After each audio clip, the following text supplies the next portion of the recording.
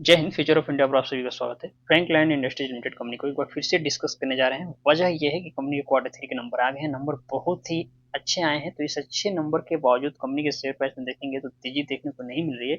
इसके पीछे क्या मार्केट इन दिनों गिर रहा है, ये वजह है या कुछ और आंतरिक गड़बड़ी जिसकी वजह से प्राइस में तेजी नहीं आ रही है, इस चीज को आसान भाषा में बताऊंगा। साथ में और क्या लेटेस्ट अपडेट है, साथ में 2025 में कोई व्यक्ति नया इन्वेस्टमेंट करना चाहते हैं तो कहाँ पे बाई कर सकता है, किसी व्यक्ति ने पहले से इसमें शेयर बाई कर रखे हैं तो कहाँ पे एवरेजिंग करने की आवश्यकता पड़ेगी, उनको सारी चीज को इस वीडियो में आसान भाषा में समझेंगे। पॉइंट टू पॉइंट एक एक चीज आपको बताने वाला हूँ। चलिए डायरेक्ट शुरू करते हैं वीडियो को। सबसे पहले हम लोग इस कंपनी के जो क्वार्टर के नंबर आए हैं, क्वार्टर थ्री के नंबर, इसी को समझ लेते हैं, फिर बाकी चीजों को आसान भाषा में समझाऊंगा। क्वार्टर्स के नंबर पर आ गए। यहाँ पे देखिए क्वार्टरली रिजल्ट में आपको देखने को मिलेगा कि इस कंपनी के जो सेल्स हैं ये दिसंबर क्वार्टर में यानी क्वार्टर थ्री में बढ़कर 30 करोड़ 14 लाख के आसपास हुआ है। जबकि अभी तक के क्वार्टर्स के नंबर देखेंगे 2021 से तो कभी भी इतना ज्यादा कंपनी को सेल्स होते हुए देखने को नहीं मिला है। यहाँ सेल्स कहने का मतलब ये कि कंपनी जो भी काम करती है उस काम को कितने लोगों ने अपनी सेवाओं में लिया और उसके बदौलत जितना मेहनताना कंपनी को मिला वो एज ए सेल्स यहाँ पे काउंट होगा। कंपनी ये समझना होगा कि यह कोई प्रोडक्ट नहीं बनाती है या कोई सामान नहीं बेचती है जिससे कंपनी को पैसा मिलता है और इसका सेल्स हो गया। यहाँ पे कंपनी के काम को कितने लोग यूटिलाइज कर रहे हैं और उसके बदौलत बदौलत जो कंपनी को पैसा आ रहा है वो यहाँ पे एज ए सेल्स काउंट होगा। तो देखिए सेल्स बढ़ के 30 करोड़ 14 लाख के आसपास हुआ है। हालांकि पैसे आए हैं तो कंपनी के खर्चे भी बढ़ गए हैं। एक्सपेंसेस बढ़ के 25 करोड़ 68 लाख के आसपास हो गए, जो कि ठीक बात नहीं है। ठीक है पैसा आ रहा है लेकिन कोशिश ये करनी चाहिए कि खर्चे थोड़े कंट्रोल में हो। यहाँ पे पैसा ज्यादा आने से कंपनी के खर्चे बढ़े ये दर्शा रहा है कहीं ना कहीं कुछ, मतलब बहुत ही अच्छी बात नहीं है, इसको थोड़ा कंट्रोल किया जा सकता था। ऑपरेटिंग प्रॉफिट मार्जिन थोड़ा सा डिक्लाइन होते हुए दिखा है क्योंकि खर्चे बढ़े, खर्चे कम हुए रहते हैं तो यहाँ पे ऑपरेटिंग प्रॉफिट मार्जिन भी बढ़ते हुए दिखता है क्योंकि कंपनी का सेल्स बढ़ा है। अब नीचे अगर नेट प्रॉफिट को देखें तो नेट प्रॉफिट में भी डिक्लाइन होते हुए दिखा है पिछले क्वार्टर के मुकाबले, पिछले 3-4 क्वार्टर के मुकाबले देखें तो जहां पर 5-5 करोड़ के आसपास सेल्स हो रहा था इस बार सिर्फ 3.5 करोड़ के आसपास सेल्स देखने को मिला है। जबकि जैसे मैंने बताया कंपनी का जो सेल्स है सबसे ज्यादा इसी क्वार्टर में होता है, लेकिन इसके बावजूद कंपनी का जो नेट प्रॉफिट देखेंगे थोड़ा सा यहाँ पे कम होते हुए देखने को मिला है।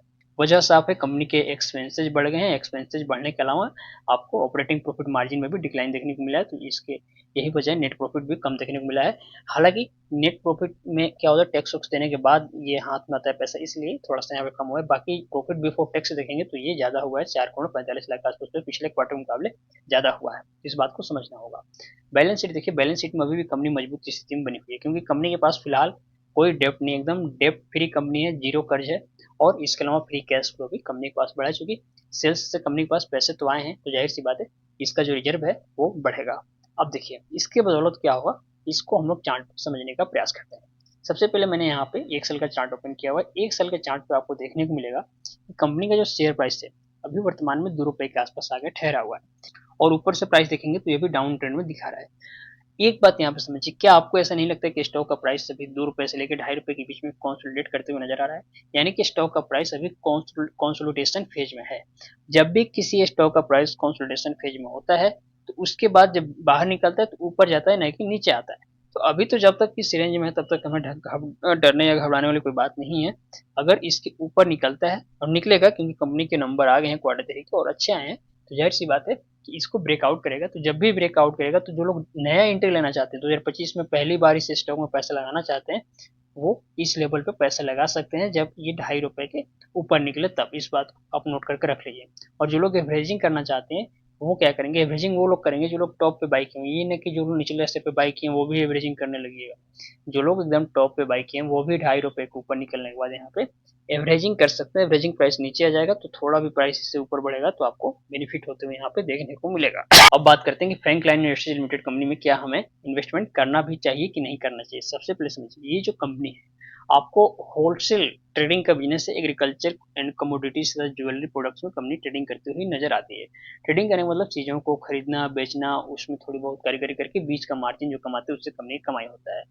इसके अलावा फंडामेंटल भी कंपनी काफी बढ़िया है। आरओई और आरओसी देख ही रहे हैं, ट्रिपल डिजिट में। सामान्यतः अच्छे अच्छे स्टॉक का इतना हैवी आरओई देखने को नहीं मिलता है। अलग बात की प्राइस अभी कंसोलिडेशन फेज में फंसे होने की वजह से थोड़ी तेजी नहीं दिखा रही है नंबर अच्छे आने के बावजूद, तो आपको वेट करना होगा, समय देंगे तो इसमें पैसा बनेगा।